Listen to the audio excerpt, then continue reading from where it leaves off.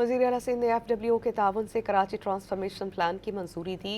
इस मंसूबे के तहत शहर कायद में 84.79 अरब रुपए मालियत 523 तरक्याती मंसूबे मुकम्मल किए जाएंगे। विफाकी PSDP के तहत मंसूबों के लिए भी 26.28 अरब रुपए मंजूर किए गए हैं।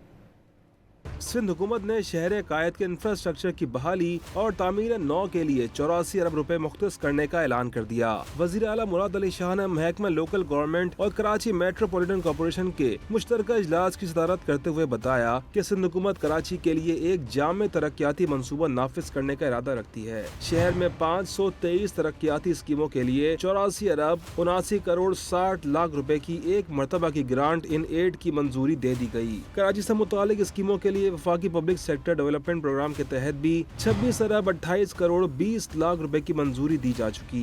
उन्होंने इजलास को बताया कि कराची डिवीजन में 10 अरब 72 करोड़ रुपए के 6 तरजीही इंफ्रास्ट्रक्चर मंसूबों की निशानदही की गई है। इन तरजीही मंसूबों में M9 से मलिर 15 तक जिन्ना एवेन्यू और शाहराह फैसल के जरिए सड़क की बहाली, मलिर हॉल्ट पर प्रिंटिंग प्रेस से शाहराह फैसल तक दाएं मोड़ के अंडरपास की तामीर और एयरपोर्ट रोड से स्टार गेट शाहराह फैसल तक फ्लाईओवर की तामीर शामिल है।